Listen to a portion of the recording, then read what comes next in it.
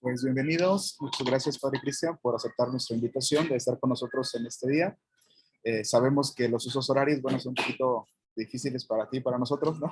Pero bueno, concordamos esta hora y de verdad qué alegría estar con nosotros, con nuestro grupo de Paideia y nuestro curso de verano en este momento. Adelante, Ricardo. ¿Qué tal? Buenos días. Buenas tardes ya a todos los que nos acompañan en la sala de Zoom y que nos están viendo a través de Facebook. Hoy nos acompaña el presbítero licenciado Cristian Alejandro Hernández Orduña. Él es egresado del Seminario Diocesano de Cuernavaca, con formación de música litúrgica en el Instituto Superior de Música Sacra de Morelia. Colaboró en la Comisión para la Pastoral Litúrgica de la Diócesis como encargado de la Dimensión Diocesana de Música Litúrgica. Participa también como miembro del SOMELIC, Sociedad Mexicana de Liturgistas. Fue director de la Escuela de Líderes Católicos de Cuernavaca, impartiendo clases en el Instituto Sapiencia del Seminario Diocesano de San José de Cuernavaca y en la preparatoria del Seminario Menor. Actualmente se especializa en Derecho Canónico en la Universidad de Salamanca, en España.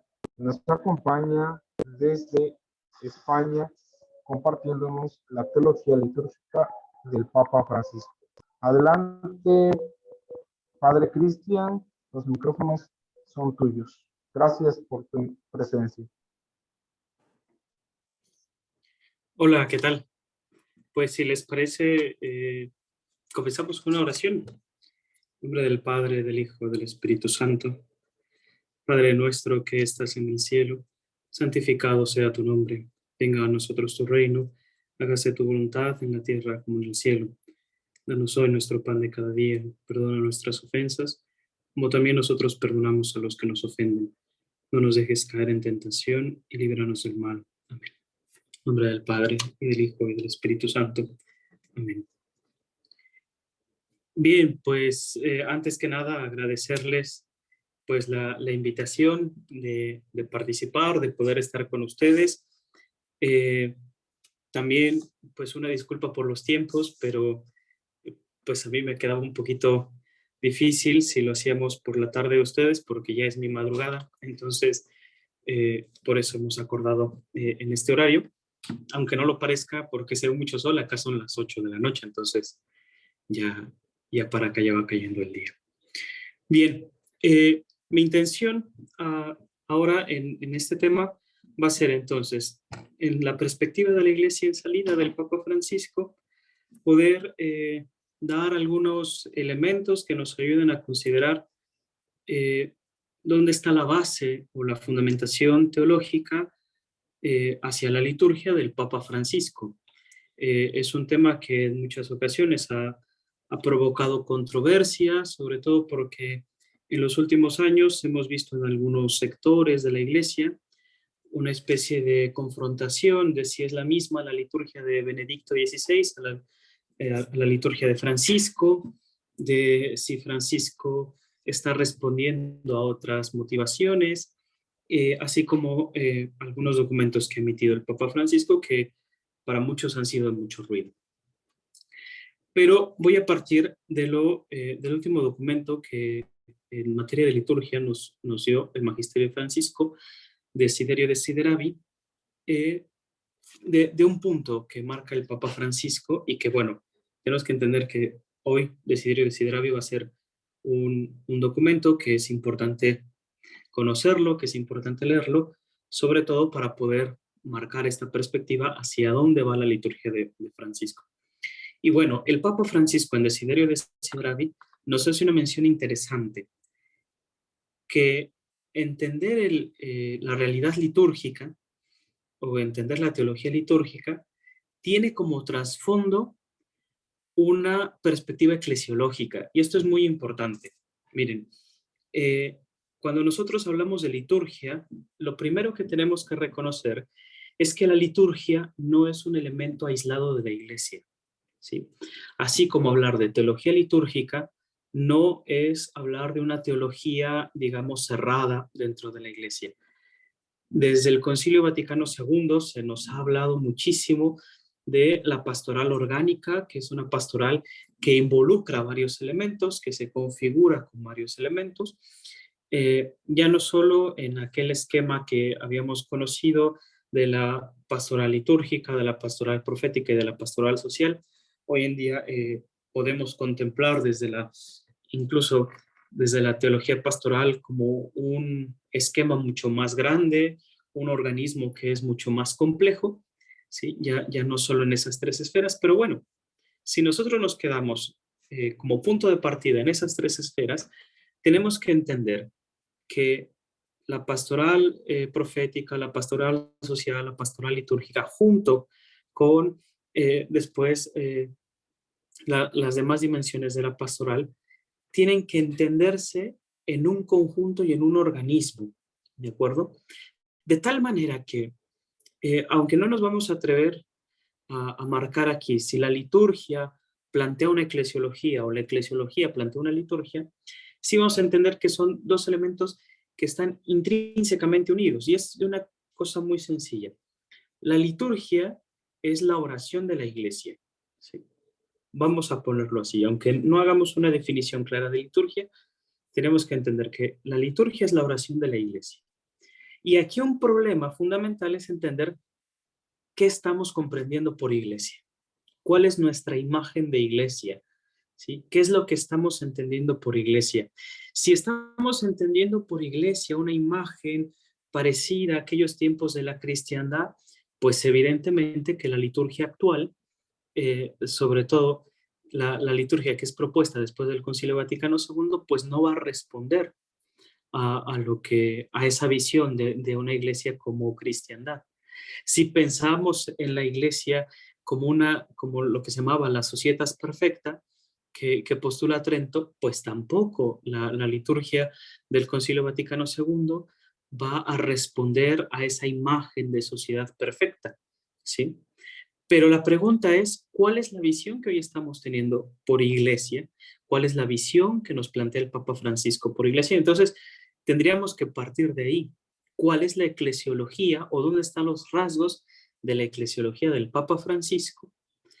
Para que a partir de esa eclesiología podamos comprender y tener un criterio más grande para leer la liturgia que propone el Papa Francisco, ¿sí? Que aquí lo estoy marcando así, como la liturgia del Papa Francisco, pero ojo, no es del Papa Francisco, es la liturgia de la Iglesia, ¿sí? Desde la perspectiva del pontificado del Papa Francisco, ¿sí? O sea, aquí sí es importante que hagamos, digamos, que quitemos cualquier noción de división, ¿sí? Y que digamos, no, es que esta es la liturgia de Francisco, otra fue la liturgia de Benedicto, otra es la liturgia de Juan Pablo II. No, no, no. Es la liturgia es de la iglesia. La liturgia le pertenece a la iglesia. Solo que vamos a considerar, a ver, desde la perspectiva eclesiológica, que tampoco es la eclesiología de Francisco, es la iglesia, desde la perspectiva del pontificado de Francisco, cómo estamos respondiendo o cuál es la visión que se está proyectando de la liturgia, ¿de acuerdo? Pero quitemos de principio ese lenguaje de decir es la liturgia de Francisco o es la liturgia de alguien más. No, la liturgia de la iglesia que nos está enseñando desde la perspectiva de Francisco. Entonces, después de esta introducción, vamos a notar que voy a dividir este pequeño tema en la eclesiología, dónde están los rasgos esenciales de la eclesiología del Papa Francisco, y partiendo de esos fundamentos, cuál es los rasgos de la teología litúrgica de Francisco, comprenderlo un poquito más a fondo y entonces sí, tener quizá un criterio que nos ayude a comprender, a asimilar, a entender algunas cosas que quizá nos costaba entender y a poder vislumbrar cuáles son los campos de acción que nos está proponiendo el Papa Francisco. Entonces, partiendo de la primera parte, la eclesiología del Papa Francisco. ¿Cuál es la base del pensamiento del Papa Francisco? Y tenemos que decirlo así, la base del pensamiento del Papa Francisco se encuentra en Latinoamérica, ¿sí? Nosotros tenemos un sumo pontífice que es latinoamericano no solo por ser argentino, sino que es latinoamericano porque se ha formado, ha proyectado y comprende la realidad eclesiológica desde América Latina, ¿sí? La comprensión de la teología en América Latina, ¿sí? Tanto que vamos a ver que, de hecho, en los documentos del magisterio del episcopado latinoamericano, Francisco, en su tiempo, el cardenal Bergoglio, va a tener mucho énfasis y mucha importancia. ¿Dónde estuvo la época del gran auge, digámoslo así, de la teología en América Latina? Aunque de principio nos pueda chocar, y aquí vamos a hacer un recorrido histórico bueno, que no nos parezca chocante, pero que es una realidad. A partir del Concilio Vaticano II y de los años 60, 70, en América Latina se va a dar el gran auge de lo que se conoció como la teología de la liberación, ¿sí? Entonces, en América Latina surge la teología de la liberación, quizá bueno, varios fueron los enfoques, son varias las circunstancias que nos llevan a la creación de la teología de la liberación. Hay grandes exponentes, pero así, en términos singulares, vamos a ver que la teología de la liberación en América Latina va a tener una profunda relación social. La teología de la liberación va a intentar llevar el evangelio a la realidad social, ¿sí? Digámoslo así, no dejarlo solo en un esquema ideal o en un esquema abstracto, sino llegar al tejido social. Eso es una de las grandes cosas que intenta la teología de la liberación. Y el gran método de la teología de la liberación, que es lo que parte un poquito el agua para hacer un nuevo camino de teología, es que a diferencia de la teología escolástica, que era inductiva, una teología que se planteaba los grandes conceptos, que se planteaba las grandes temáticas, lo que hacía la teología escolástica era esos grandes conceptos metafísicos los aterrizamos a la realidad, ¿sí? Cómo hablar del Dios esencia, del Dios uno, del Dios metafísico, cómo llevarlo a la concreción de la realidad. Ese era el esquema tradicional.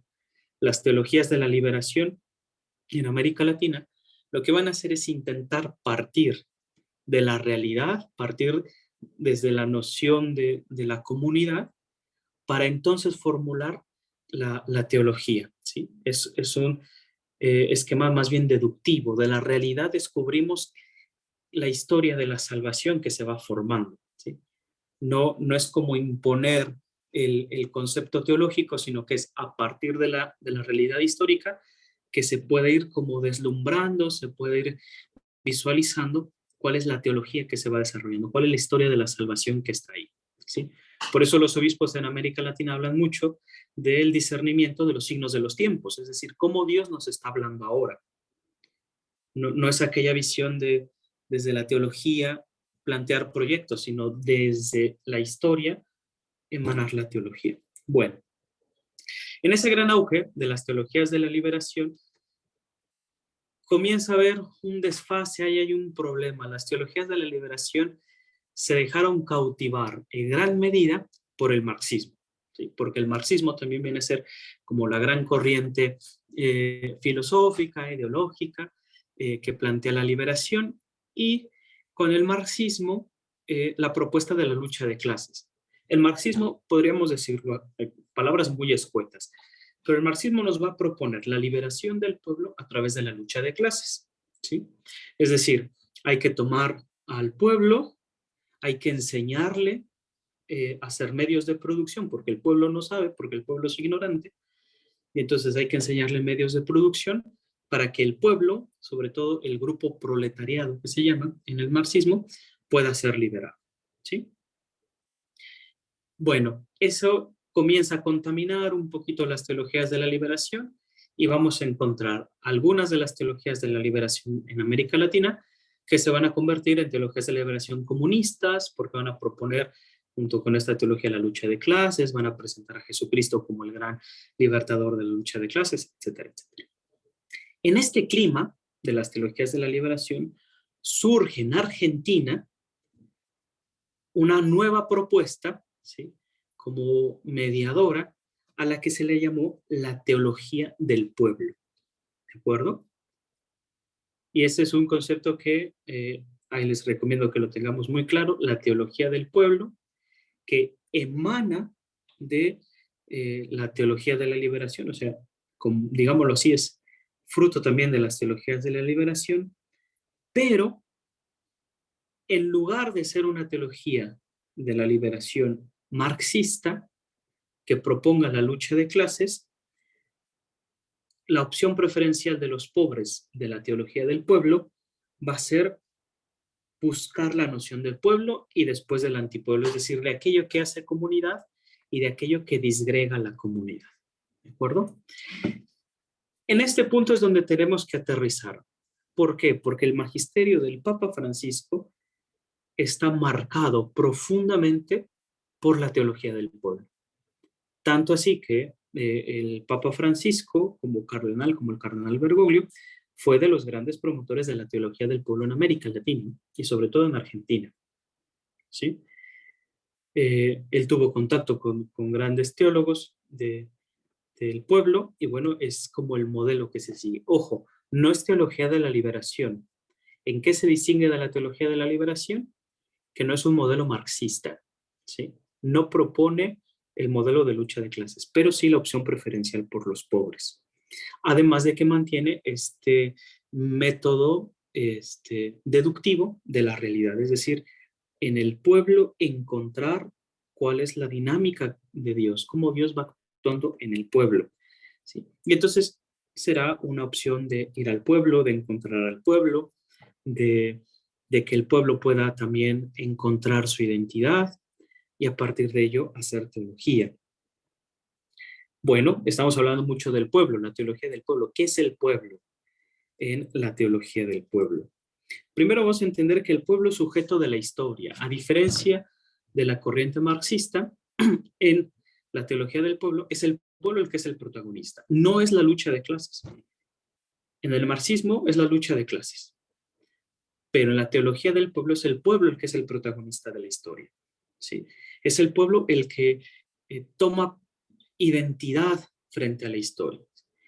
Y no sé si les parezca aquí algo curioso, el Papa Francisco nos habla mucho del pueblo, muchísimo, es un término que él ocupa muchísimo. Si ya tuvimos la oportunidad de leer, por ejemplo, Evangelii Gaudium, vamos a ver que Francisco habla muchísimo del pueblo. De hecho, digámoslo así, a, ¿cómo decir? A partir de alguna entrevista que se hizo el Papa Francisco, él mencionaba que la noción que él más le gusta de iglesia en el Concilio Vaticano II es la del pueblo de Dios, pueblo fiel de Dios. ¿Sí? Porque esta noción para Francisco es muy, muy, muy importante. ¿Qué es lo que le interesa al Papa Francisco con esta noción del pueblo? Es hablar de la superioridad del todo sobre la parte. Es decir, tenemos que entender no solo al individuo, sino tenemos que entender a la comunidad. Esta noción del pueblo, en la teología del pueblo, es una noción que para nosotros quizá queda más hablar de comunidad. Es hablar de la comunidad cristiana, ¿sí? Es hablar del ser iglesia, ¿sí? Es hablar de la realidad sobre la idea, ¿sí? Interesa un poco más el estudio de la realidad que el estudio solo de las ideas abstractas, de la unidad sobre el conflicto, del tiempo que vivimos sobre el espacio en el que vivimos. Hablar del pueblo es hablar de cultura, es hablar de, digámoslo así, del espíritu, del alma que tiene el pueblo, ¿sí? De qué es lo que nos da una identidad. El pueblo forma identidad, ¿sí? Da pertenencia. ¿Sí? Esto es lo que le interesa al Papa Francisco cuando habla del pueblo. Entonces, cuando habla de pueblo y cuando habla de pueblo de Dios, no está hablando solo de la suma de distintas personas. A veces cuando nosotros pensamos en pueblo, pensamos en eso, en la suma de personas. O cuando escuchamos hablar de pueblo, a veces pensamos más en, ¿cómo decirlo? Como en esta masa sin conciencia propia, ¿no? Como de masa, ¿no? Decimos el pueblo, ¿no? El pueblo es como la masa, es como la muchedumbre. No, no, no, no. Esa no es la noción de pueblo que se tiene en la teología del pueblo. La noción del pueblo es más sobre una cuestión de identidad, lo que nos hace ser lo que somos, lo que nos da incluso fraternidad. Cuando el Papa Francisco habla de la fraternidad, ahí tenemos Fratelli Tutti, está hablando sobre esta gran identidad del pueblo de Dios, ¿sí? Sobre lo que nos hace ser hermanos, lo que de alguna manera nos cobija, pero es culturalmente, históricamente, socialmente, en el ámbito laboral, en el ámbito educativo, también en el ámbito político y, claro, en el ámbito de la fe. Bueno, entonces hablar de pueblo es hablar de fraternidad, de identidad, de pertenencia y, por consecuencia, hablar de pueblo se contrapone a las nociones del individualismo, del intimismo y de lo que el Papa Francisco llama la globalización de la indiferencia. ¿Sí? El Papa Francisco lucha mucho contra esta realidad. ¿Sí? La realidad del cristiano, que digámoslo así, que quiere ser cristiano sin la iglesia. ¿Sí? O del sujeto que quiere ser sujeto sin el pueblo. Podríamos decirlo así. No se puede ser sujeto porque no se puede tener una identidad propia sin el pueblo. No somos seres que no estén en relación, al contrario, somos completamente relacionales. Entendernos a nosotros mismos desde una antropología, desde lo que somos como seres humanos, es entendernos en relación. El otro también me forma, el otro también me da identidad en las creencias, en los principios, en la historia. Entonces, la iglesia y el cristianismo es comunidad. Por eso, la iglesia es pueblo de Dios. Como pueblo de Dios, tiene una historia, tiene un desarrollo, tiene una identidad, tiene una cultura, tiene principios, tiene valores, tiene una estructura también. Pero bueno, hablar de la iglesia como pueblo de Dios es entonces hablar de todo esto. ¿Sí? Lo que nos rompe en ese sentido como iglesia es el individualismo. Cuando el cristiano comienza a optar solo por sí mismo, rompe la imagen de la iglesia. El cristiano no puede ser individualista, no puede ser intimista, la espiritualidad no puede ser intimista. ¿Sí? Porque una espiritualidad intimista rompe con la idea de la comunidad. De ahí que la globalización de la indiferencia, el que todos seamos indiferentes respecto del hermano, viene a ser una de las grandes crisis de nuestra época. Bueno, la mirada al pueblo entonces es más allá de una mirada sociológica. Esto lo comienzan a hacer los obispos en América Latina desde el documento de Puebla. Aquí hay, digamos, si pudiéramos hablar de tres grandes documentos donde encontremos los rasgos esenciales de la eclesiología de Francisco, están en el documento de la Conferencia de Puebla, en Aparecida y en Evangelii Gaudium. ¿Sí? En estos tres documentos podemos desdibujar muy bien cómo está esta eclesiología del Papa Francisco. Claro, en Aparecida y en Puebla, todavía no como pontífice, pero encontramos ya las bases del pensamiento de Francisco.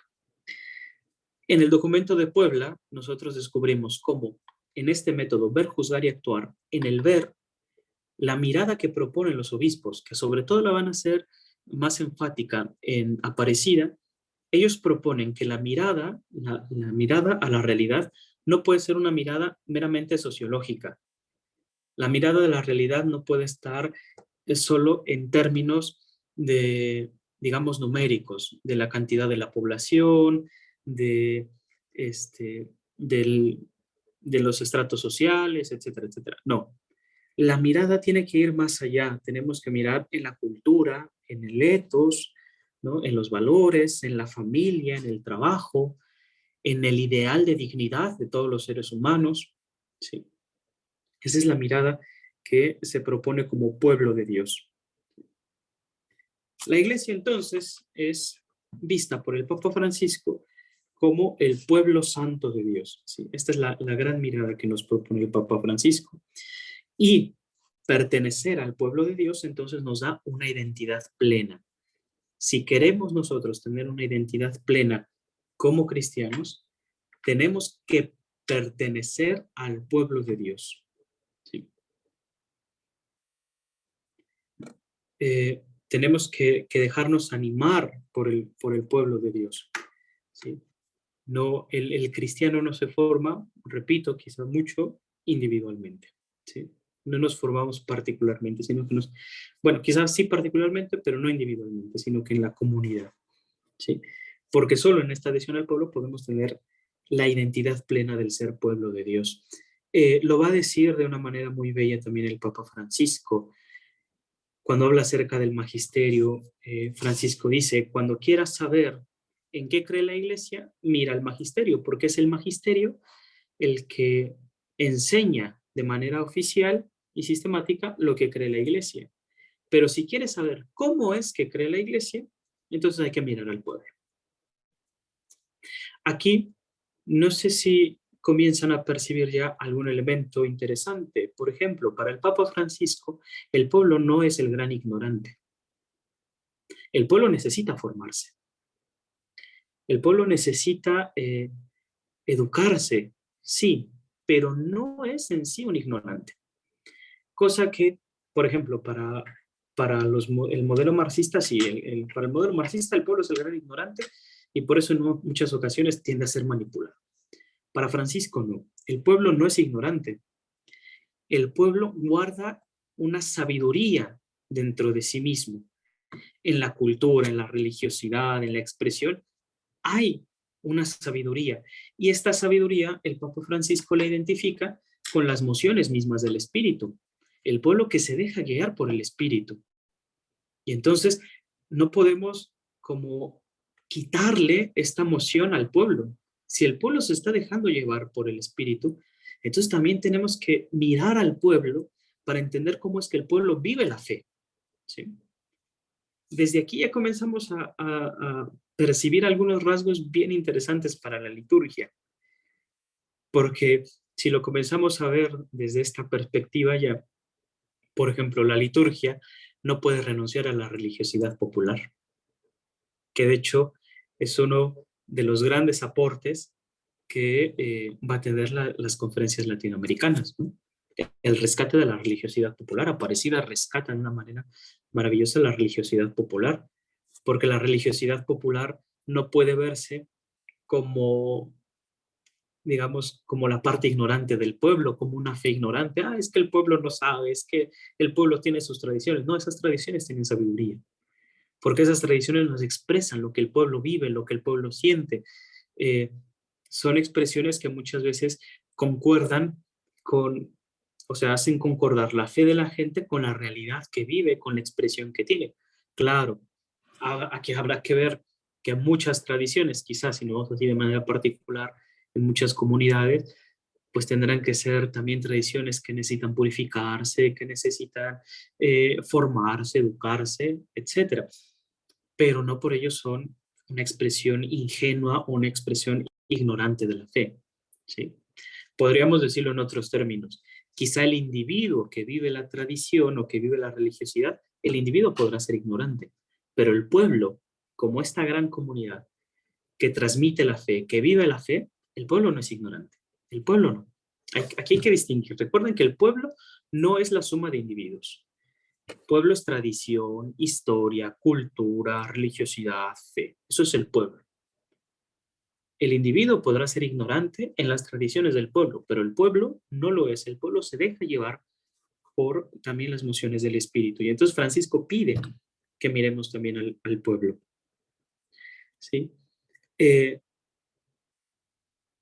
Hay que distinguir entre pueblo y populismo, porque tampoco se trata de manipular al pueblo, ¿no? Lo que hoy conocemos como populismos son, podríamos decirlo así, posturas baratas que hacen del pueblo una masificación para dominarla, para usarla. No, cuando hablamos de pueblo, en la teología del pueblo, no es usar al pueblo. No podemos usar al pueblo, no podemos atentar de esa manera contra el pueblo. Es caminar con el pueblo, es conocer al pueblo. Desde aquí también vamos viendo una cuestión muy importante. Cuando el Papa Francisco habla de salir, ¿sí?, de ser una iglesia en salida, está hablando de lo que llamaremos en Aparecida, en Puebla, de lo que se conoce como la inculturación, ¿sí?, de entrar a esa cultura, entrar a la realidad del pueblo, entrar a las tradiciones del pueblo, entrar en su axiología ética, incluso en su sociabilidad, en su política, en sus relaciones, en la noción de familia, entrar en toda esta riqueza, que podría decir que es una riqueza humana que existe. Hay que entrar en eso, y eso es ir en salida. O sea, podríamos decirlo que la postura de ser una iglesia en salida es estar cada vez más adentro del pueblo, sí, más adentro de su realidad. Es lo que llama el Papa Francisco las periferias. La periferia es eso, el pueblo, porque también el pueblo se identifica con el pobre, con el marginado, con el que no tiene, ¿sí? Bien, hablamos entonces también de la inculturación, ¿no? Inculturación como esta manera, dice el Papa Francisco, de ser pueblo en los pueblos, ¿sí? Porque nosotros como iglesia tenemos que ser ese pueblo de Dios, es decir, nosotros somos pueblo, también tenemos un cúmulo de tradiciones, de fe, de sabiduría, de conocimientos, de aptitudes, de valores, que tenemos que llevar a los otros pueblos, ¿sí? Pero no como una empresa individual, sino como una empresa que hay que llevar comunitariamente hacia los demás.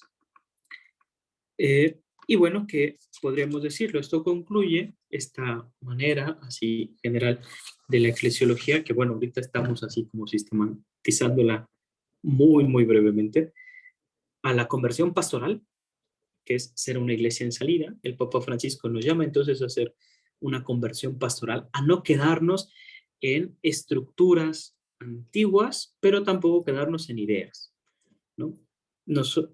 Yo alguna vez en la parroquia lo decía de esta manera: no podemos ser católicos de buenas ideas, porque a veces los católicos pecamos de eso, somos católicos de muy buenas ideas.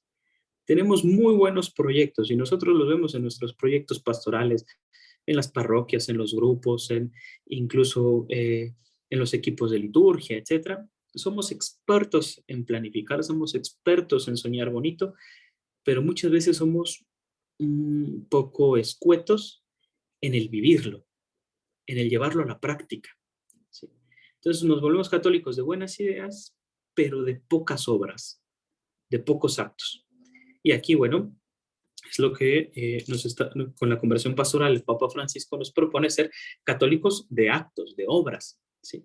Obras que repercutan en el pueblo. Esto es una cosa importante. La fe tiene que repercutir en el pueblo. Por tanto, la fe tiene que permear las estructuras que conforman al pueblo. La fe tiene que repercutir en la cultura, la fe tiene que repercutir en la educación, tiene que repercutir en la economía, tiene que repercutir en la política, tiene que repercutir en la estratificación social, tiene que repercutir en la familia, tiene que repercutir en el caminar juntos, en la comunidad en general, ¿sí? Que es algo en lo que a veces nos hemos quedado un poquito atrasados los católicos, porque si nos quedamos en la noción intimista o individualista, donde mientras yo camine todo está bien, ahí es donde comenzamos a cojear en la práctica pastoral. Entonces, esto es la conversión pastoral. Ir a esas realidades, adentrarnos a esas realidades, que es la realidad del pueblo, y desde el pueblo poder proponer camino. Y bueno, también nos lleva a otra gran conclusión de esta eclesiología, que es la cultura del encuentro, ¿sí? El Papa Francisco busca siempre que antes que ver diferencias, antes que buscar controversias entre nosotros, podamos llegar a un encuentro, podamos llegar al diálogo, a construir juntos, a caminar juntos. ¿De acuerdo? ¿Vamos bien hasta aquí? Si me estoy poniendo denso o así, o repito demasiado, ustedes me avisan, ¿eh? Para que tampoco les canse. ¿Me permites decirte que está muy claro? Bueno, hay muchas cosas que hemos estado viendo durante el curso y las estás ordenando muy bien. Nada más puse un par de notas para aclarar el tema de deductivo e inductivo, pero al final yo creo que ya queda mucho más claro. Sí, si yo me hice bolas con el discurso, yo nada más lo quise ordenar al principio cuando hablabas de un método inductivo y de un método deductivo, ¿no? Si dijiste lo mismo que estoy escribiendo ahí, ¿estamos de acuerdo? No quiero meterme ahí en muchos temas de metodología y polémica, pero ya me conocen aquí mis hermanos que siempre ando metiendo ruido. Pero lo que sí, los últimos 20 minutos para mí no tienen desperdicio. Está muy claro hacia dónde vas.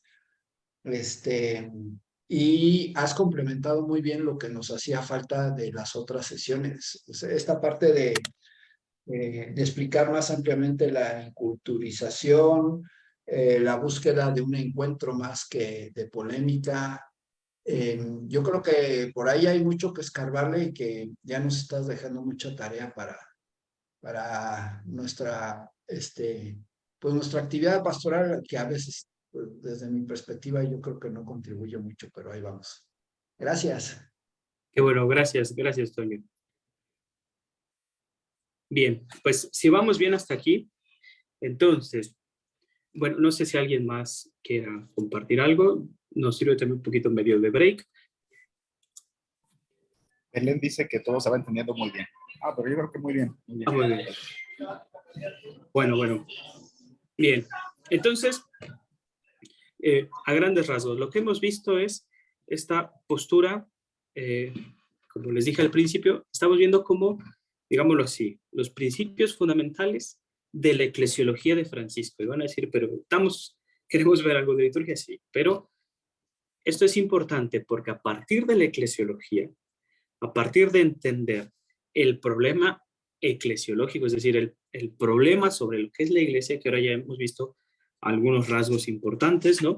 Que bueno, podemos sintetizar así, en el camino de los pueblos, es decir, cuál es el camino de los pueblos, la diferencia entre pueblo y populismo, la comprensión del pueblo santo de Dios, la inculturización, la apreciación y valoración de la religiosidad, la opción preferencial por los pobres, la conversión pastoral y la cultura del encuentro. En esos temas encontramos de una manera sintetizada lo que es la eclesiología del Papa Francisco, ¿de acuerdo? Y bueno, en esto yo les invito, si pueden ir profundizando más sobre lo que es la teología del pueblo, quizá darle una releída a Puebla, dar una releída a Aparecida, a Evangelii Gaudium, es donde vamos a encontrar qué es lo que entiende el Papa Francisco por iglesia, cuál es el modelo de iglesia del Papa Francisco y hacia qué está respondiendo. Bien, entonces, a partir de esto, ahora sí, pasemos, que esto nos sirva como de una gran plataforma para ver hacia dónde o cuáles podrían ser algunos elementos fundamentales que nos expliquen la liturgia, la teología litúrgica del Papa Francisco.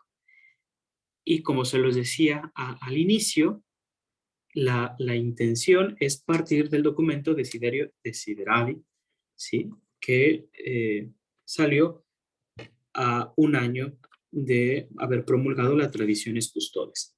Es cierto, y vamos a poner aquí un poquito en contexto, Traditionis Custodes generó muchísima polémica,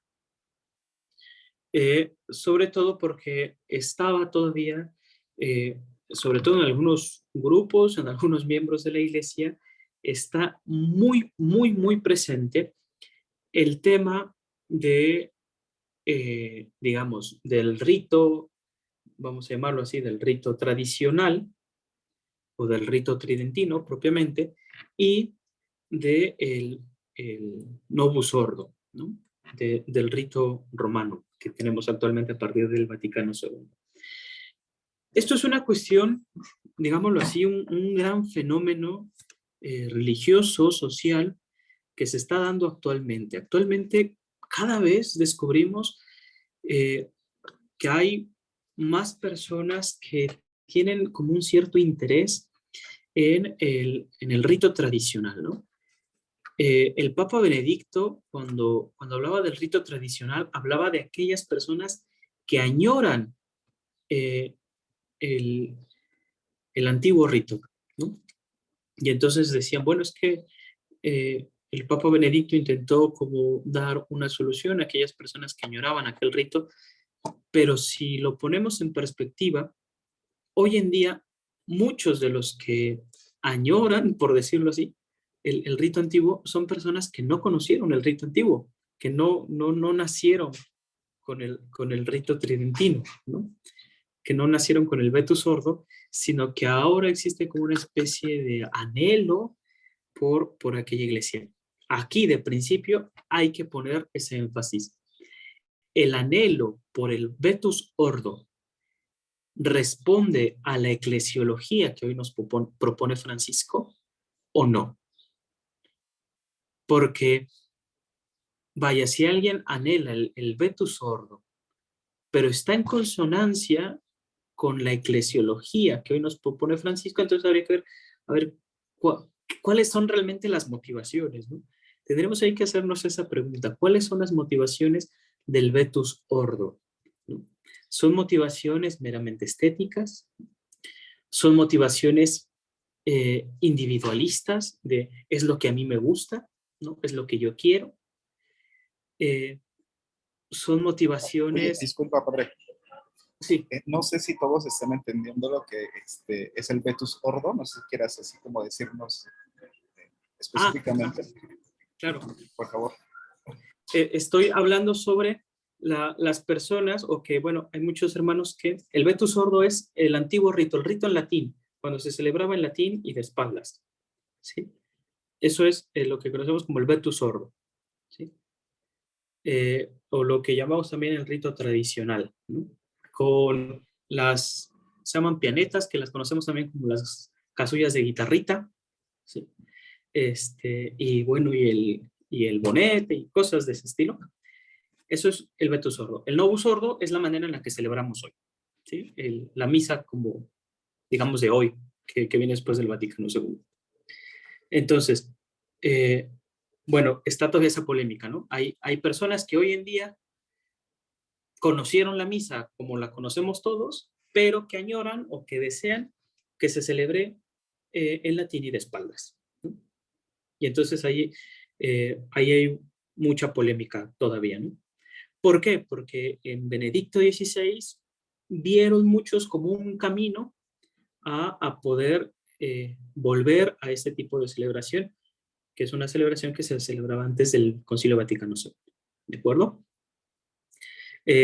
Aquí, bueno, esto lo estoy diciendo a tenor de la Traditionis Custodes, ¿sí? que es un documento que da el Papa Francisco para normar de una manera muy fuerte la práctica de las celebraciones en latín. ¿Sí? Bueno, a un año de dar este documento de las Traditionis Custodes, el Papa emite Desiderio Desideravi. Y bueno, vamos a ver en Desiderio Desideravi qué es lo que nos propone el Papa Francisco. Y bueno, estaba haciendo yo un poquito esta referencia de cuáles son nuestras motivaciones, porque Desiderio Desideravi, en sus motivaciones de la pastoral litúrgica, digámoslo así, responde a la eclesiología del Papa Francisco. Eso es muy evidente. Cuando ya hemos puesto en la mesa estas cartas de cuáles son los principios de la eclesiología de Francisco, cuando vayamos viendo los aspectos de su teología litúrgica, diremos, ah, claro, esto responde a esto lo hace por esto. De principio, en Desiderio Desideravi, el Papa Francisco nos dice que una celebración que no evangeliza no es auténtica. Es decir, la celebración va más allá de un acto ritual. La celebración litúrgica no es, de principio, un acto ritual. ¿Sí? Podríamos decirlo así. Si nosotros, vámonos a cosas muy prácticas. Yo puedo tener un equipo de liturgia padrísimo, a todos les pongo traje, a todas las hermanas les pongo zapatillas y que taca, taca, taca cuando caminan, y hasta ponemos cara así como muy elegante y todo, y nos puede salir perfecta, la misa perfecta, no hay un error, no hay una equivocación, pulcrísima, pero no evangelizó. ¿Eso fue una misa auténtica o no? No, no, aquí, a ver, no, en cuestión pastoral, ¿eh? No, tampoco nos vamos a poner en cuestión sacramentaria, es decir, el sacrificio se hizo, ¿eh? Y eso vale como cualquier otra misa, pero en cuestión pastoral, el Papa Francisco dice, a ver, esa misa que estuvo perfecta, que salió perfecta, y nos vamos a otra, una misa que no está tan perfecta, pero donde toda la asamblea participó, donde todos encontraron a Cristo, porque no solo en la homilía del sacerdote, esto va más allá de la homilía del sacerdote, porque quizá cuando yo llegué yo llevaba una pena, yo estaba cansado y mi hermano me saludó y me sentí en paz y encontré a Dios y todo me supo a celebración y me supo a encuentro. ¿Por qué deberíamos de optar? Ojo, estoy poniendo aquí dos extremos que en realidad no se contraponen, ¿eh? Porque una liturgia bien cuidada no se contrapone a una liturgia bien vivida. Pero la pregunta es, ¿qué voy a poner primero? ¿Sí? Lo primero que me interesa es que sea una celebración que evangelice. Y cuando tengo una celebración que evangelice, entonces poco a poco lo voy haciendo más pulcra también. ¿Sí? Mucho más estética, si lo quieres ver así, mucho más bonita. Pero la belleza de la liturgia no está en que el cura traiga una casulla de oro. La belleza de la liturgia está en el encuentro con Cristo. ¿Sí? Y eso es de lo más importante, que nosotros distingamos que la belleza de la liturgia no se encuentra en que si yo como cura tomo la forma con 2 o con 5 dedos. No se encuentra en que si el equipo de liturgia va trajeado o no va trajeado, en que si los manteles están o no están deshilados. Ahí no está la belleza de la liturgia. Esas son cosas que expresan la belleza de la liturgia, claro que sí, sí. Pero la belleza de la liturgia se encuentra o radica en el encuentro con Cristo, de tal manera que lo primero que tiene que buscar la liturgia es ese encuentro con Cristo. Eso es lo que nos llama el Papa Francisco. ¿Sí? Ahora, ¿cómo voy a llevar un encuentro? Aquí podríamos hacer la pregunta. ¿Cómo hacer que la liturgia tenga un encuentro con Cristo? Pues tiene que ser una liturgia que hable al pueblo, de principio. Porque si estamos diciendo que la iglesia es pueblo, y la iglesia no le habla al pueblo, la liturgia no le habla al pueblo, entonces es una liturgia que no se va a vivir. ¿Sí? Es una liturgia que va a quedar, pues sí, muy bonita, ¿no? Es como, alguna vez me ha pasado, ¿no? Como cura, que uno se quiere lucir en la homilía, termina la misa y alguna hermanita, acá en España les llaman las lolis, sale una hermanita y dice, ay cura, pero qué hermosa homilía has hecho.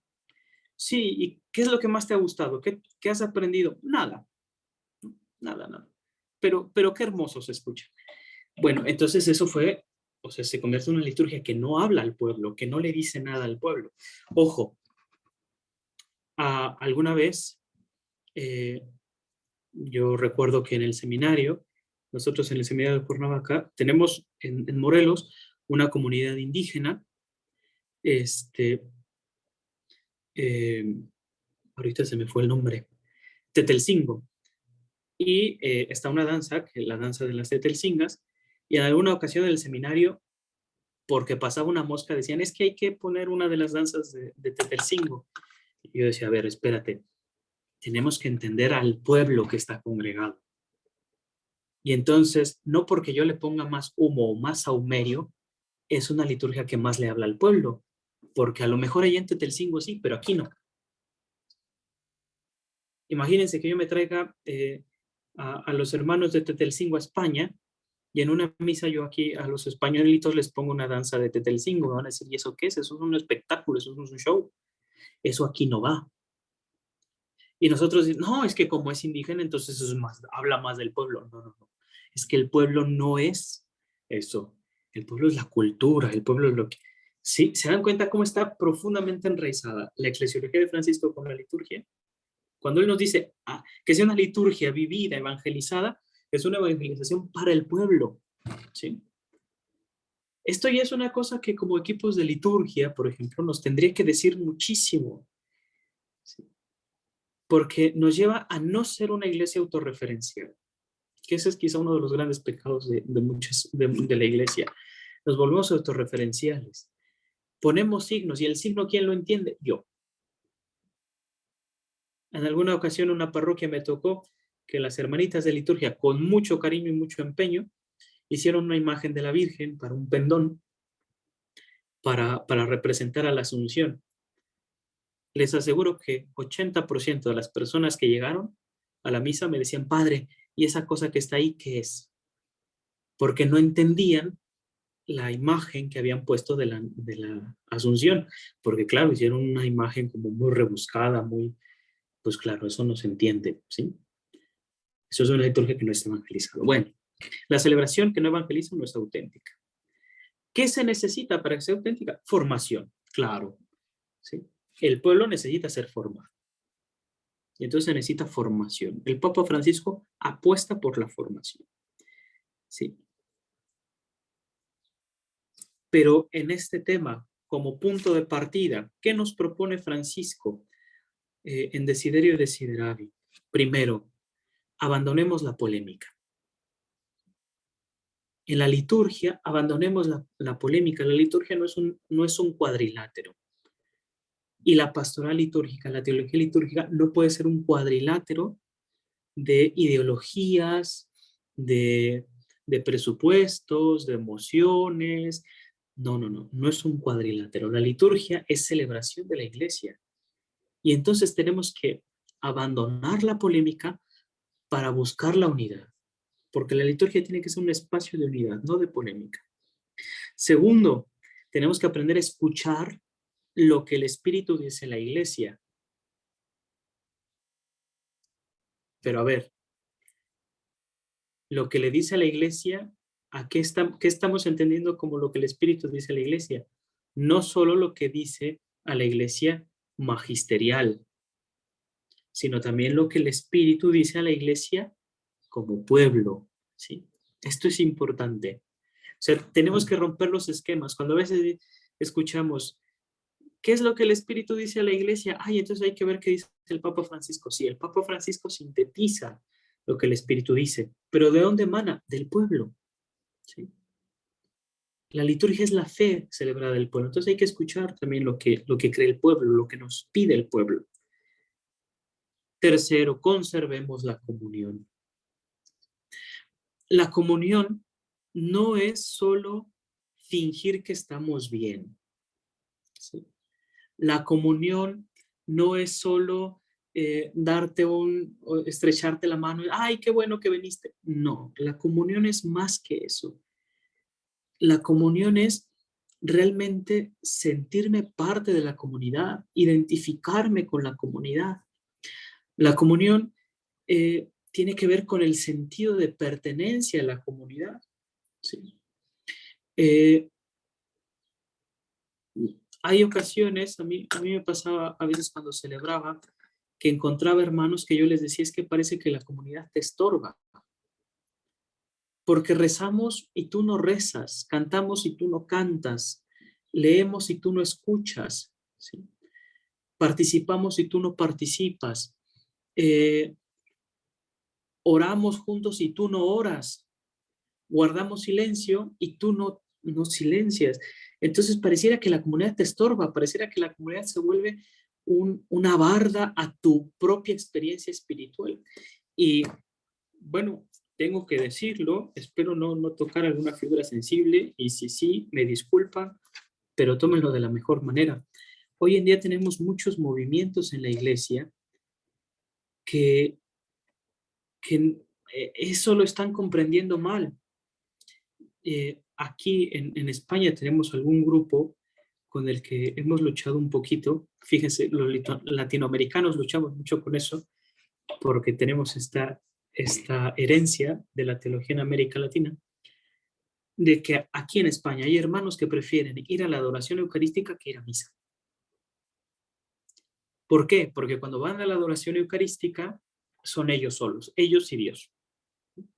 Entonces lo que yo le digo al Señor, lo que yo platico con Él, y cuando voy a misa no es que en misa tengo que escuchar lo que el otro dice, tengo que orar con el otro, tengo que aguantar al otro. Fíjense. Y entonces estamos rompiendo completamente el sentido de comunión. Eso es una liturgia que no está evangelizando, ¿vale? Bien. Y algo importante que habla también el Papa Francisco, tenemos que seguir asombrándonos de la belleza de la liturgia. La belleza de la liturgia, que ya dije, no radica en lo costoso de los ornamentos, sino del acontecimiento. Bueno, la celebración eucarística, tenemos que decirlo, ¿es una expresión artística? Sí, porque tiene arte la liturgia. ¿Es una expresión normada? Sí, porque hay normas, hay rúbricas.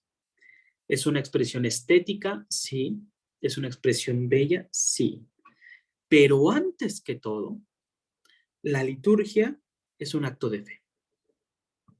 Y no nos podemos olvidar de eso. El Papa Francisco nos propone la liturgia como un acto de fe, pero una fe que es un encuentro con Cristo, pero que es comunitaria. ¿Sí? La fe de la iglesia es una fe comunitaria. Se debe a Cristo, pero se realiza en la iglesia, con la iglesia y por la iglesia. ¿Sí? El acto litúrgico es comunitario. Dentro de la liturgia hay espacios de oración personal, hay espacios para el encuentro personal, pero es un encuentro comunitario. ¿Sí?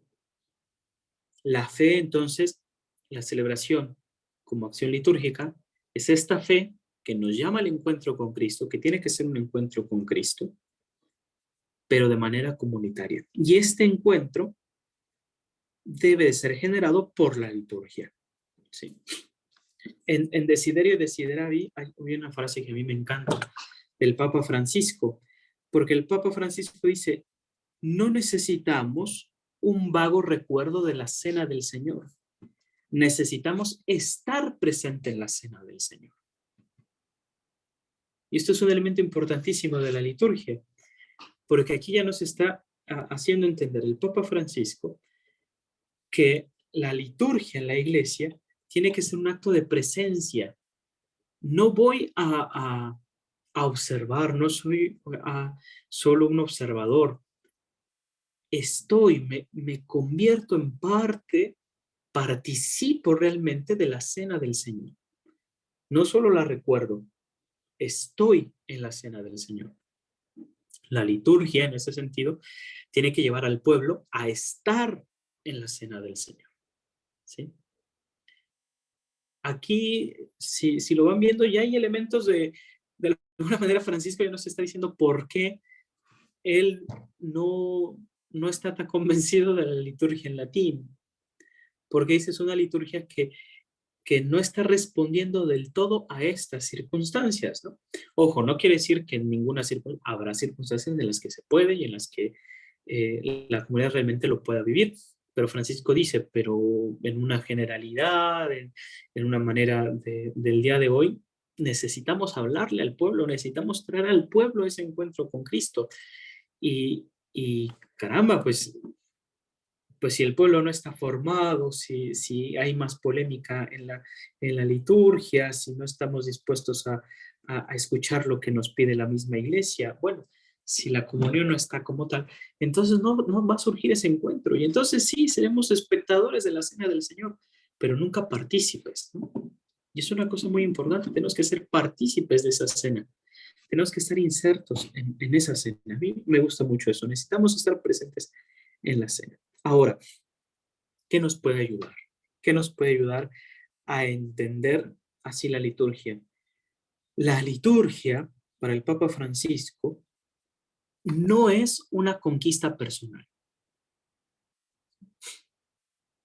la liturgia no la podemos ver como un logro personal o del grupo de liturgia o de la parroquia. No es que, porque a veces también decimos, es que en mi parroquia la liturgia sí se vive bien, la liturgia sí es una liturgia bonita, la liturgia de mi parroquia es la que vale, ¿no? También acá tenemos un problema con algún movimiento que si no celebramos como ellos celebran, entonces pareciera que no es liturgia. Bueno, porque es como, ya empezamos, ¿no? ¿Qué liturgia es mejor? No, la liturgia no es una conquista personal. La liturgia tiene que recibirse como don de la Pascua del Señor y debe ser aceptada con docilidad. O sea, tenemos que entender que aunque es un acto que realiza la Iglesia, somos nosotros los que recibimos la liturgia. Si cambiamos esta perspectiva y la miramos, o sea, si podemos entender desde la eclesiología de Francisco esta frase, aceptar la liturgia como don pascual, caramba, yo creo que podríamos hacer muchísimo en nuestras parroquias, en nuestras comunidades, en nuestra propia vida, incluso personal, daría una realidad muy distinta. Porque entonces ya no voy, por ejemplo, en el ámbito personal, no voy a misa a decir, ay, es que voy a mi misa, ¿no? Como dicen, no, voy a recibir incluso de Dios esa misa. La vives de una manera completamente distinta. Porque hay gente que parece que le hace un favor a Dios por ir a misa. No es tu gran disponibilidad, no es que yo soy un buen cristiano y yo por eso estoy... No es tu gran disponibilidad, no son tus muchas fuerzas. Es el gran don de Dios que te está regalando en la Eucaristía, ¿no? Y no solo en toda acción litúrgica. ¿Sí? Entonces nosotros tenemos que estar movidos por la atracción de participar de la Pascua de Cristo. ¿Sí? Eso es lo que nos tiene que mover. El Papa Francisco nos invita a eso. A este punto, bueno, vamos a distinguir entonces grandes polos, ¿no? Nosotros no podemos confundir la escrupulosa observancia ritual, es decir, no podemos confundir el acto así ritualísimo con la belleza litúrgica. ¿Sí? Quizá voy a aventanear un poquito a algunos hermanos de la parroquia. Recuerdo que en una parroquia que yo estuve, algún párroco le pedía, y no es que estuviera mal, que cuando los ministros extraordinarios de la comunión reservaran la Eucaristía, que llevaran la reserva, lo hicieran con el humeral, ¿sí? Les pedía que se pusieran el humeral. Bueno, a mí me tocó ver muchas veces cómo estos ministros les iba a entregar uno la reserva para que la llevaran, la tomaban, la ponían en una mesa o en una silla o en donde fuera, porque ¿cómo lo iban a agarrar sin el numeral? Y yo decía, bueno, te es más importante ponerte el numeral que tomar la Eucaristía misma, ¿no? Entonces, es cuando perdemos el sentido, ¿sí? Es a lo que voy. No podemos confundir la escrupulosa observancia del ritual con la belleza litúrgica, ¿sí? Hay gestos litúrgicos, pero hay belleza litúrgica. Entonces, no podemos confundirnos ahí.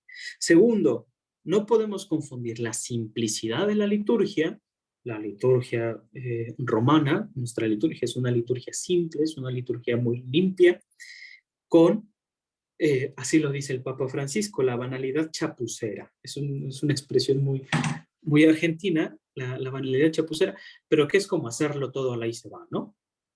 Que salga y cómo va. Un poco la improvisación, un poco hacer las cosas de mala gana o hacerlas un poquito sucias, digámoslo así, ¿no? No podemos, una liturgia simple no es una liturgia chapucera, ¿no? No es una liturgia sin preparar, no es una improvisación. Porque hay personas que confunden esto, incluso habemos curas que confundimos esto. De repente hay curas que llegan a parroquias y dicen, no, pues es que la liturgia tiene que ser sencilla. Sí, la liturgia tiene que ser sencilla, pero no por eso improvisada. Tiene que ser sencilla, pero no por eso poco digna. No podemos tampoco confundir, es el tercero. Entonces estamos como comparando, ¿no? De un lado, la escrupulosa observancia, que es un extremo, que no se confunda con la belleza litúrgica. Segundo, la banalidad chapucera, que no se confunda con la simplicidad.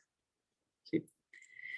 Tercero, no podemos confundir la superficialidad ignorante, así lo pone el Papa Francisco, ¿sí? El gesto superficial ignorante con la esencia de la liturgia. ¿Sí?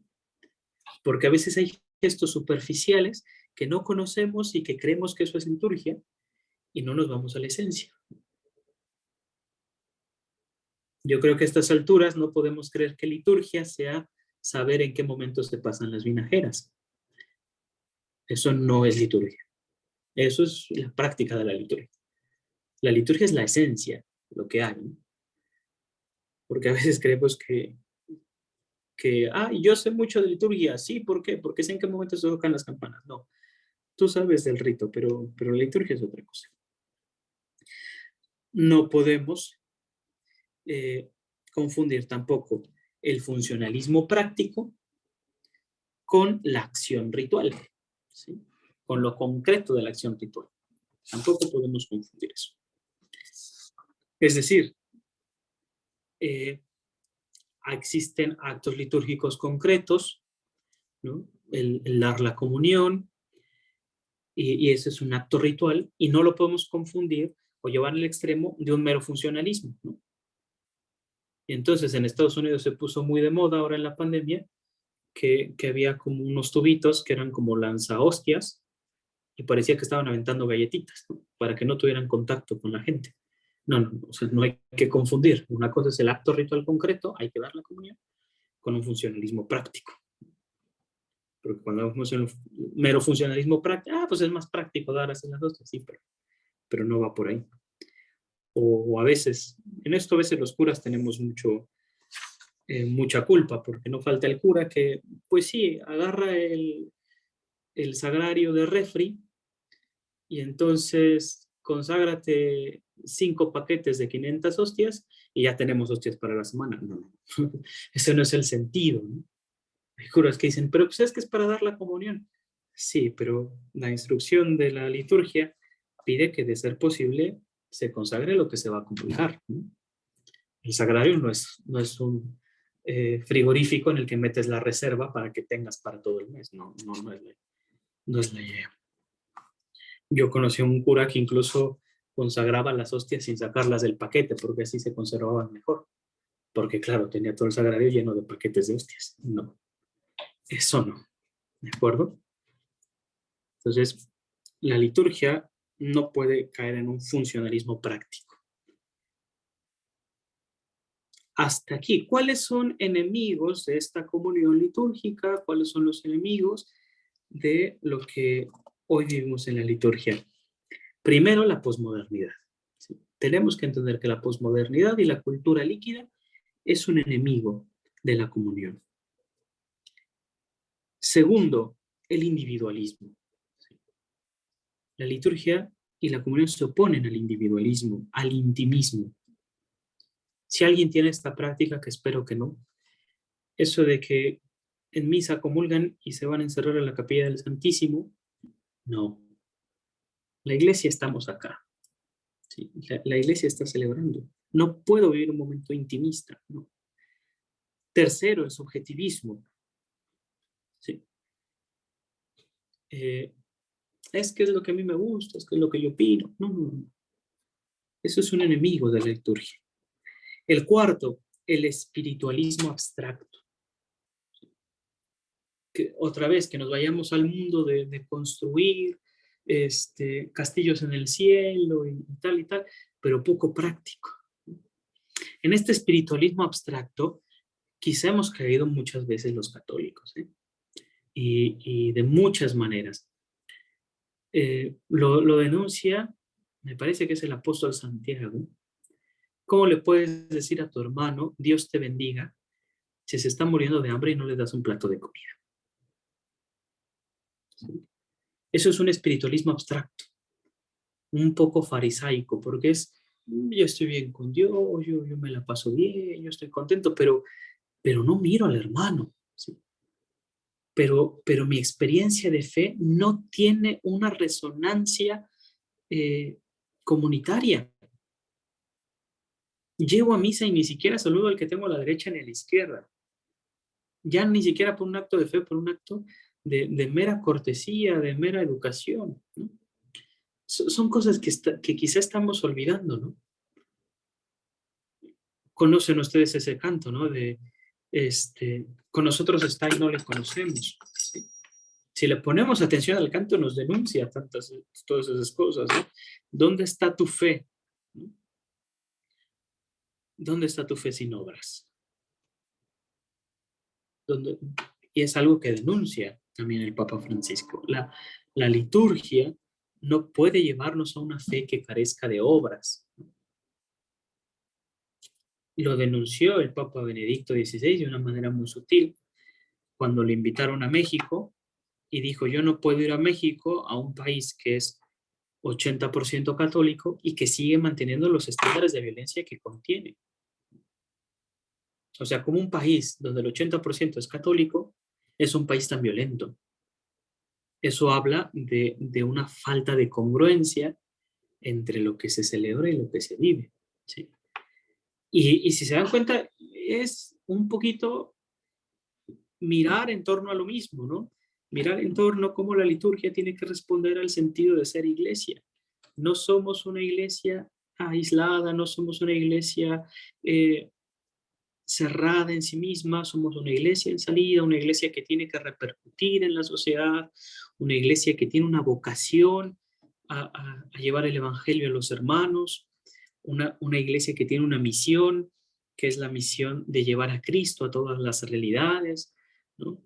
Y entonces no estamos hablando tampoco aquí de jerarquías, de que si es la jerarquía eclesiástica la que no está respondiendo porque en su familia. No, somos todos, es todo el pueblo de Dios, ¿no? Es como nuestro ser pueblo está influyendo en el pueblo, en los demás pueblos, que es la sociedad. Bien, entonces, es necesario un anuncio que lleva el encuentro con Jesús resucitado. La liturgia tiene que ser ese anuncio que lleva el encuentro, ¿sí? La norma, esto es una cosa también muy bella, la norma está siempre al servicio de una realidad superior que debe preservar y custodiar, ¿sí? La norma nos lleva a custodiar la realidad superior, pero esa realidad hay que preservarla y custodiarla, es más importante, ¿sí? Aquella realidad que la norma misma, ¿no? Es como, a ver, un caso práctico, la familia que lleva al pequeño a bautizarlo, pero con tal de que el pequeño salga bien en la foto, le mete 3 pellizcos en el momento en el que el cura le está bautizando. Caramba, es que estamos perdiendo el sentido, lo que es más importante. Es como a veces nosotros incluso, como miembros del equipo de liturgia, podemos volvernos personas intransigentes, ¿no? Hirientes incluso con los hermanos, ¿no? Cuando se nos olvida que si existen normas dentro de la liturgia es para salvaguardar la comunidad. Y entonces habría que decir, a ver, esto que voy a hacer, esto que voy a decir, ¿va a salvaguardar la comunión o solo va a romper la comunión? Porque es más importante mantener la comunión que, que en ocasiones querer corregir de una mala manera, ¿no? Ahora, eso tiene otra serie de complicaciones, pero bueno, que nos quede como un elemento de reflexión, ¿no? ¿Qué es más importante? ¿Sí? Bueno, 2 cositas más. En esta misma perspectiva de la liturgia, entonces, El Papa Francisco nos llama también a una liturgia del silencio, la importancia del silencio en la liturgia. Yo digo, no solo el silencio pasivo y mudo, es necesario un silencio activo en la liturgia, porque es necesario un silencio que interpele el corazón.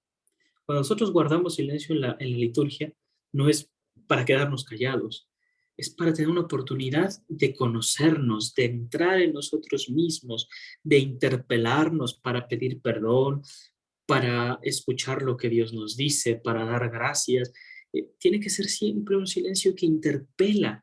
Yo diría así, no es un silencio mudo, es un silencio al contrario, que grita, pero que grita en el interior, que te grita la necesidad de misericordia, que te grita la palabra de Dios que arde en el corazón, que te grita la acción de gracias.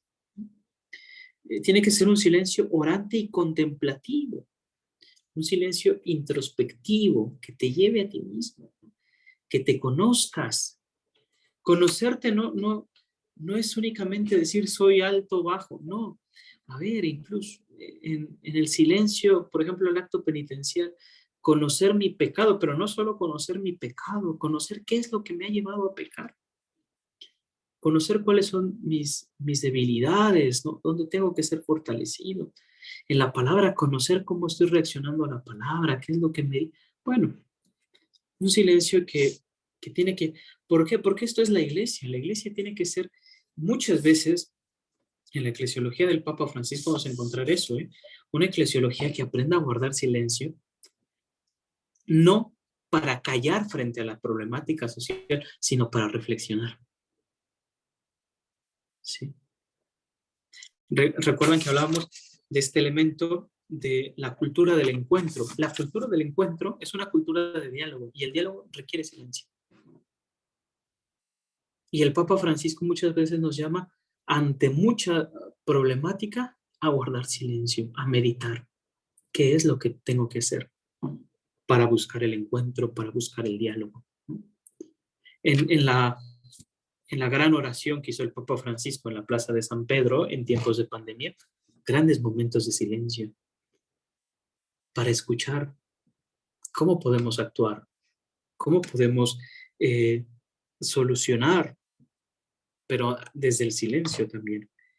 Y finalmente, la iglesia tiene que llevarnos, y la liturgia, más bien la liturgia tiene que llevarnos a comprender que es la iglesia la que ora,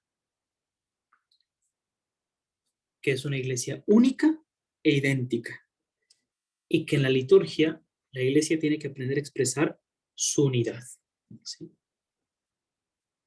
La unidad de la iglesia, una unidad que responderá a las necesidades del pueblo, ¿sí? Entonces, conectando quizá algunas cosas y que eso nos lleva a ver por qué el Papa Francisco a veces pareciera que tiene una liturgia mucho más sencilla que la de Benedicto, porque le interesa que el pueblo la entienda, así de sencillo, porque le interesa hablarle al pueblo. Y aquí ya estamos hablando no solo del pueblo, entendamos, no, ya sabemos que el pueblo es más que eso. El Papa Francisco le interesa que el pueblo le entienda, ¿sí? Por eso a veces la sencillez con la que habla el Papa Francisco. Porque el Papa Francisco, por ejemplo, lo hemos visto últimamente, renunciar un poco como a la presidencia completa de todas las celebraciones, ¿no? Hay celebraciones que se las deja al decano o que se las deja a algunos cardenales. ¿Por qué? ¿Por qué no todo celebrarlo Francisco? Porque Francisco se entiende miembro también de ese pueblo. Francisco en la liturgia, si nosotros somos ahí un poquito quisquillosos, matiza mucho, no celebra de igual manera cuando la celebración tiene un matiz más como de obispo de Roma, a cuando tiene un matiz más como del pontífice universal. Hay matices que presenta mucho Francisco, en eso es muy, que bueno, ya habría que ser muy caprichosos en el estar observando detalles, pero se nos habla de esta visión de Francisco, honestamente, mucho más latinoamericana. Quizá a nosotros no nos suene esto como tan nuevo, porque lo vivimos. Nosotros lo vivimos realmente en nuestro país, pero si lo vemos desde una perspectiva de Europa, sí es muy nuevo, ¿eh? Esta manera de ser del Papa Francisco, pero porque responde a esta eclesiología y este magisterio, sobre todo de Latinoamérica.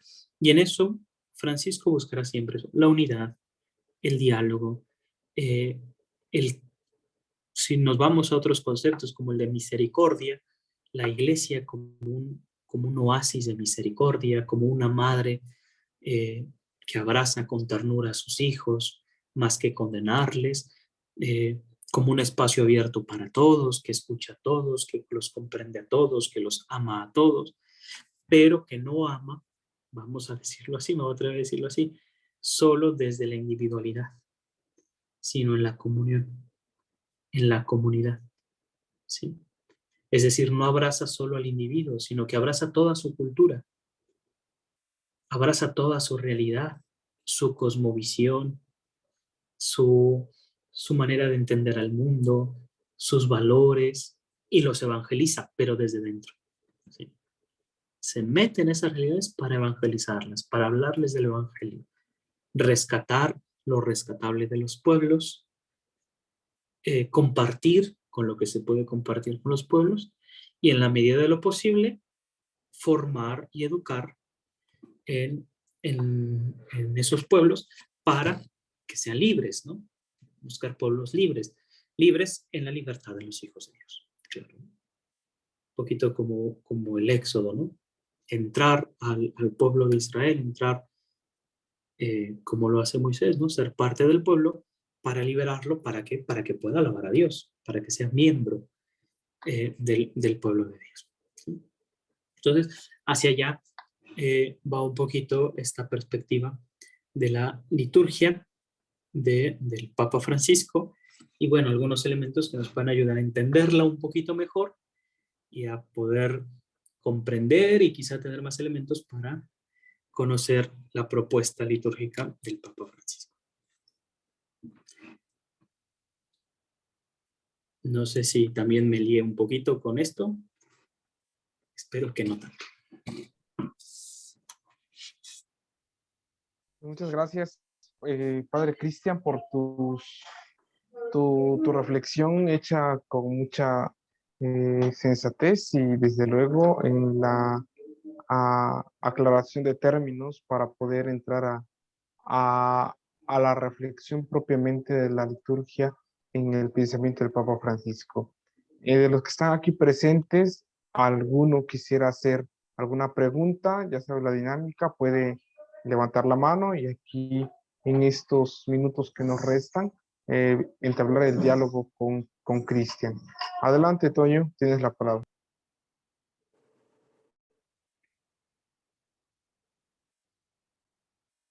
Hola, muchas gracias, Cristian. Yo creo que fue muy rica toda la intervención, sobre todo esta segunda parte.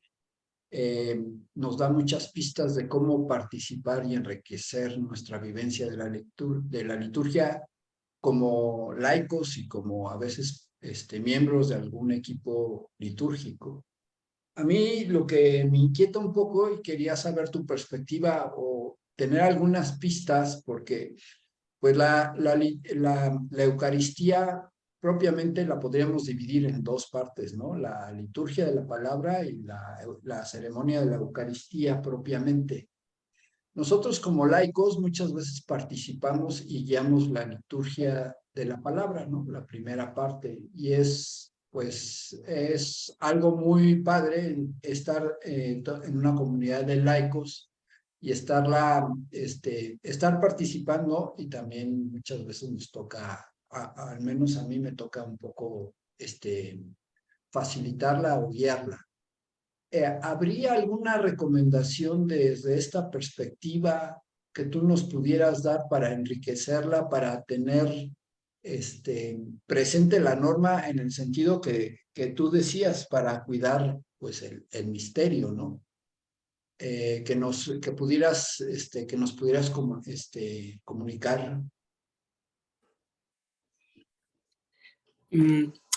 Mira, Toño, yo creo que un poquito desde la experiencia que tengo, yo algo que aconsejaría, lo primero, cuidar mucho la autorreferencialidad, ¿sí? Fíjate, a veces quizá eh,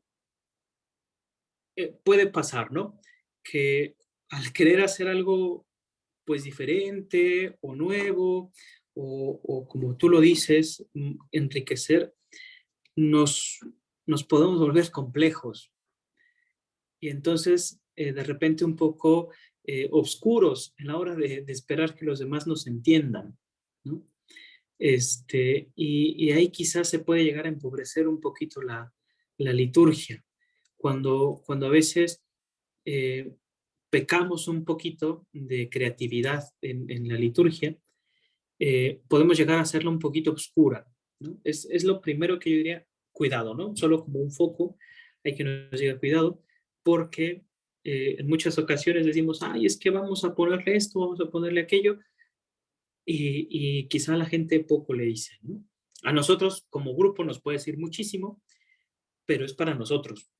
Y es como si, bueno, si fuera una misa para el equipo de liturgia sería perfecta y bellísima, pero a veces se nos olvida la sencillez de la comunidad, ¿no? De lo que le habla a la comunidad, lo que le dice a la comunidad. Entonces, en eso, como un primer punto. Segundo, mira, ya en cuestión de liturgia, siempre es bueno, no siempre se puede, pero siempre es bueno preparar la liturgia con tiempo. Vaya, si se pueden reunir, no sé, todos los lunes o los martes, a lo mejor con el párroco y decirle, a ver, padre, ¿de qué va a ir tu homilía, no? A veces no, no la tienen preparada tan cerca, pero, o sea, si pudiera haber como ese tipo de situaciones de, padre, a ver de qué va a ir tu homilía, o leemos aquí la palabra y sacamos algunas ideas. Eso es una cosa también interesante, poderle decir, quizá en una lección divina con el grupo, poderle decir, mira, padre, nosotros vemos estos elementos también para tu homilía, si los quieres considerar. Porque a veces también nosotros, los presbíteros, pues nos armamos nuestra homilía, claro, con lo que conocemos, con la experiencia pastoral, pero no está de más que a veces los hermanos laicos nos digan, oye, padre, fíjate que qué bonitas tus homilías, pero de repente hablas muy elevado, o de repente nos tocas temas que quizá los podrías hablar de esta otra manera. Son cosas que podemos, con la sensatez y la prudencia requerida de no lastimar la susceptibilidad de nadie, pero son cosas que se pueden hacer, ¿no? Y desde ahí planear, y hay muchas cosas que se pueden hacer, ¿no? De decir, ok, perfecto. A lo mejor el equipo de liturgia, claro, no solo son o los ministros extraordinarios, no, no, también el ministerio de canto, también incluso a veces los sacristanes, y decir, ok, perfecto, pero desde ahí podemos elegir cuál es el acto penitencial que más conviene, cuáles serían algunos cantos que convienen colocar en la misa, hasta la ambientación litúrgica, ¿no? Si podemos poner un pequeño signo, ojo, el signo no lo puede ser todo, ¿no? Una pequeña cosita, las moniciones, hay que cuidar mucho las moniciones, a veces las moniciones son más largas que las lecturas, o de repente la munición, uno dice, pues ya la munición dijo tú, ya para qué, a mí me ha pasado que de repente en alguna munición yo me quedo como de, bueno, el monitor acaba de decir toda mi homilía, entonces ya no voy a decir homilía porque ya de los puntos de la homilía, ¿no? Hay que dialogar a veces esas cositas, ¿no? Para que ni como laicos seamos solo receptores, ¿no? Pero que tampoco en ese cúmulo de creatividad hagamos de la liturgia un lugar oscuro, ¿no?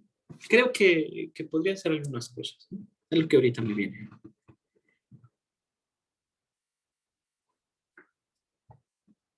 Gracias, muchas gracias. Gracias a ti. Gracias por la pregunta y la respuesta. ¿Alguien más gusta hacer alguna pregunta sobre lo visto en esta sesión?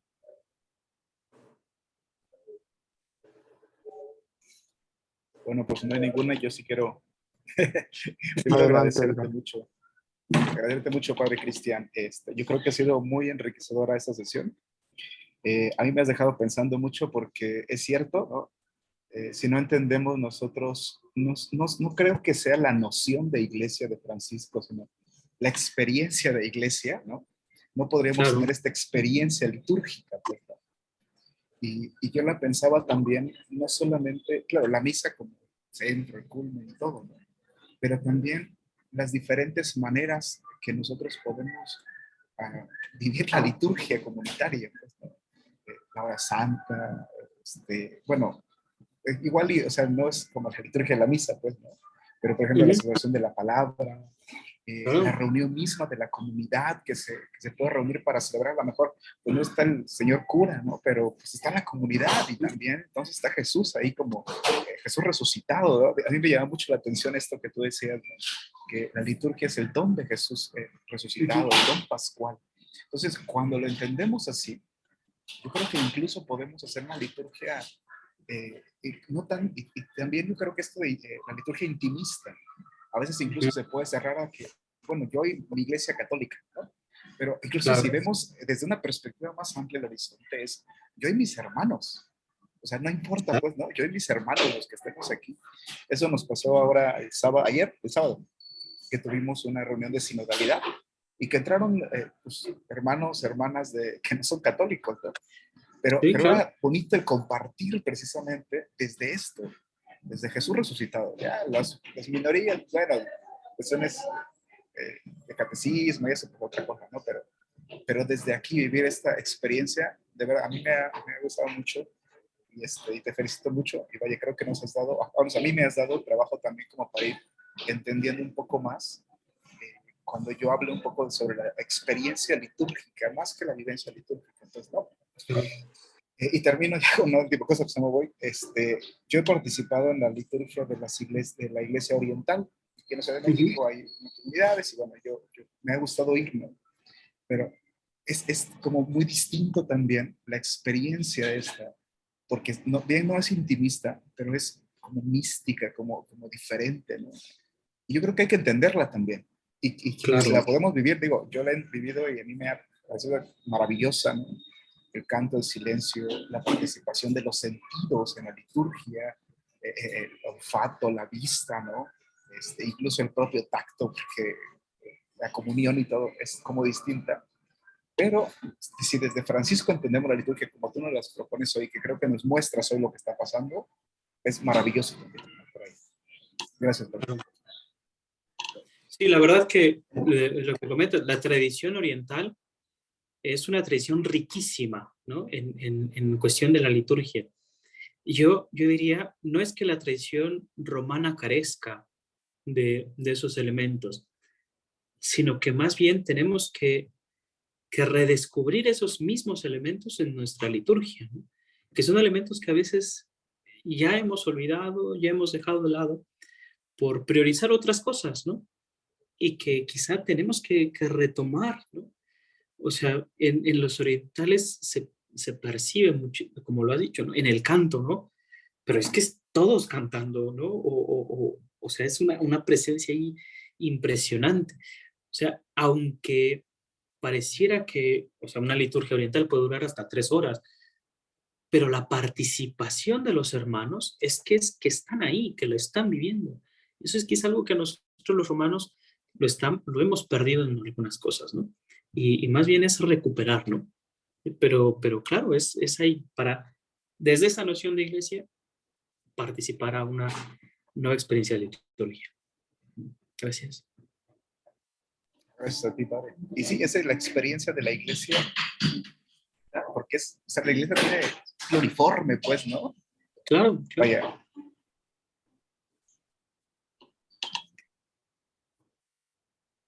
Muy bien, Edgar, por tu aporte que has dado y que nos ayuda también a seguir profundizando y viviendo de una forma más profunda la liturgia para no llegar a banalizarla.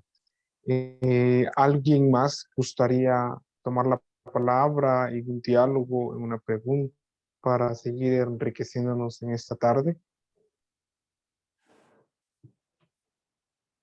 Adrián, adelante, tienes la palabra.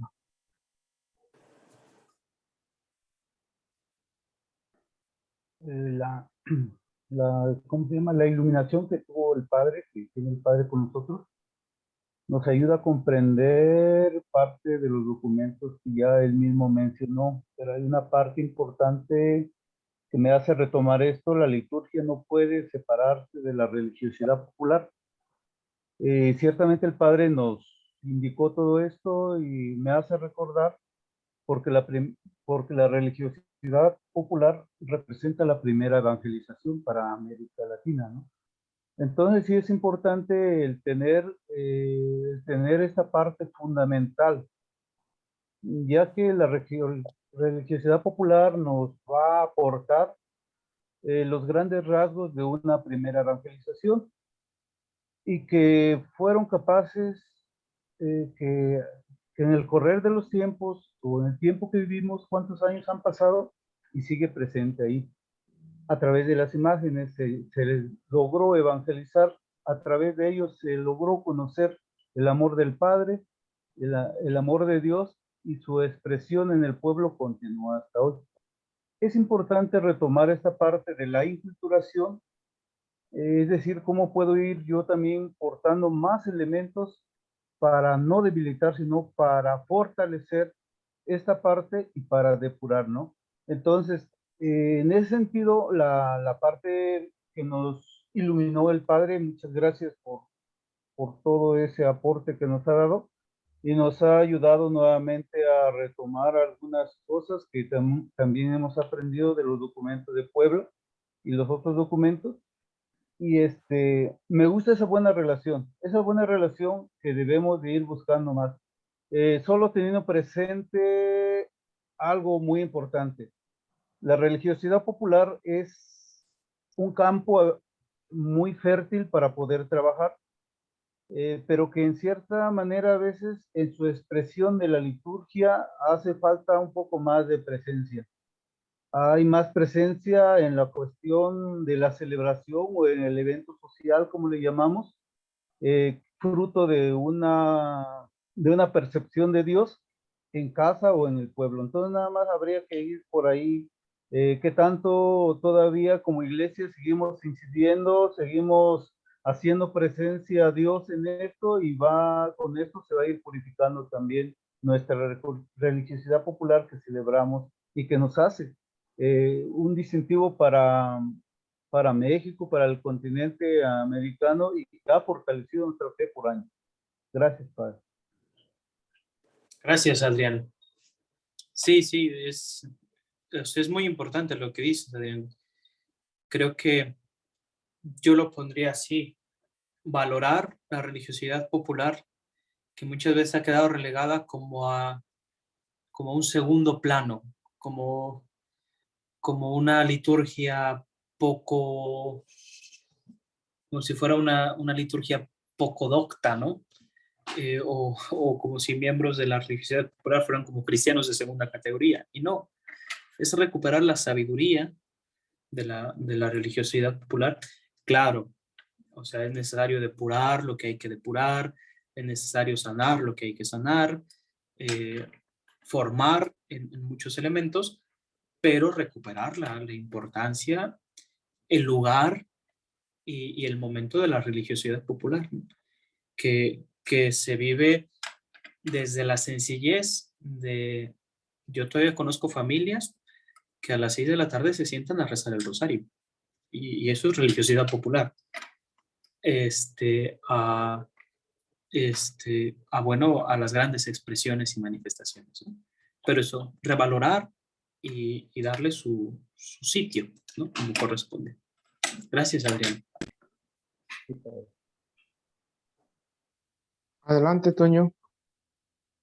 Yo nada más quería comentar en este punto porque es muy importante. Mi hija estudió mucha antropología y cuando se me ocurría decir, oye, es que nosotros somos muy cultos, y me decía, ¿frente a quién quieres comparar esa acción? Porque la cultura es muy propia de cada quien y muchas veces no es comparable por ejemplo, la cultura de aquí de México con un pueblo en China o un pueblo en la Mixteca. Es completamente diferente. Tienen otras categorías, otra forma de evaluar lo que es justo, lo que es bueno, lo que es permitido y no. Entonces, muchas veces hay que explorar esos valores que son diferentes a nosotros, esos elementos estéticos que tú también resaltaste frente a lo que nuestra cultura, digamos, occidental, universitaria,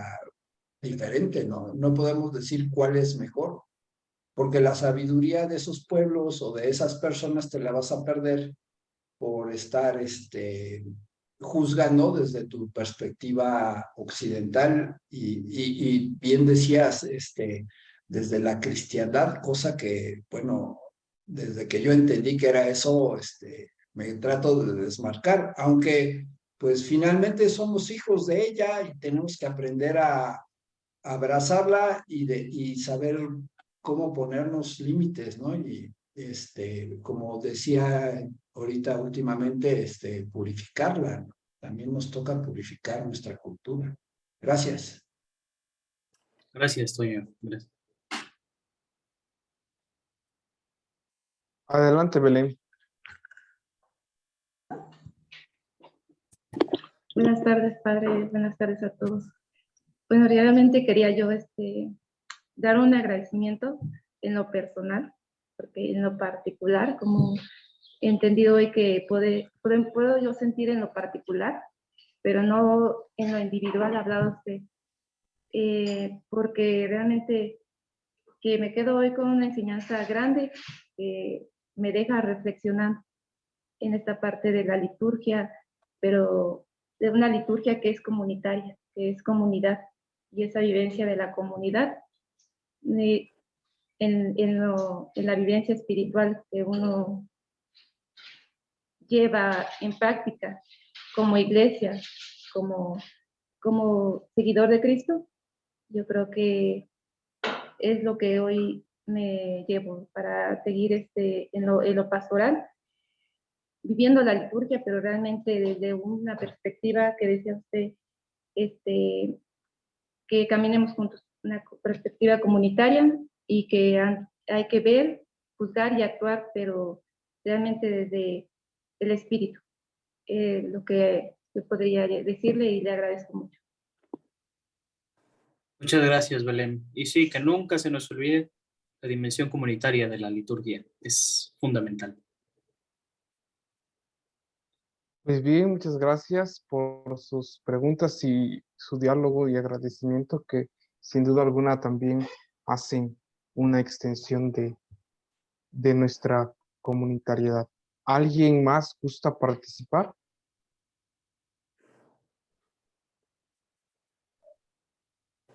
Muy bien, padre, pues tus enseñanzas que nos has compartido y que has adquirido también por medio de tu servicio ministerial y de tu formación como pueblo de Dios y ahora tu preparación en las letras a través del derecho canónico hacen muy fructífero este encuentro. Te agradecemos mucho el que hayas también aceptado, porque pues para ti ya estás a punto de descansar. Agradecemos también aquí a los hermanos que han podido sumarse en este encuentro, que han hecho a un lado un momento sus tareas para poder estar y enriquecerse con estas enseñanzas. Queremos agradecerte a nombre del proyecto Paideia.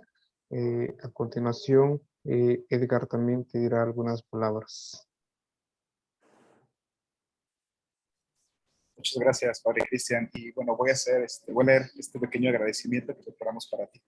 Santuario de la Inmaculada Virgen de Juquila y el proyecto Paideia otorga el presente agradecimiento al presbítero licenciado Cristian Alejandro por compartir el tema La teología de la liturgia en el Papa Francisco. En este curso de verano hacia una iglesia en salida, el proyecto teológico y pastoral del Papa Francisco. Firma el cáncer, presbítero licenciado Jacinto López Montaño, asesor académico y pastoral.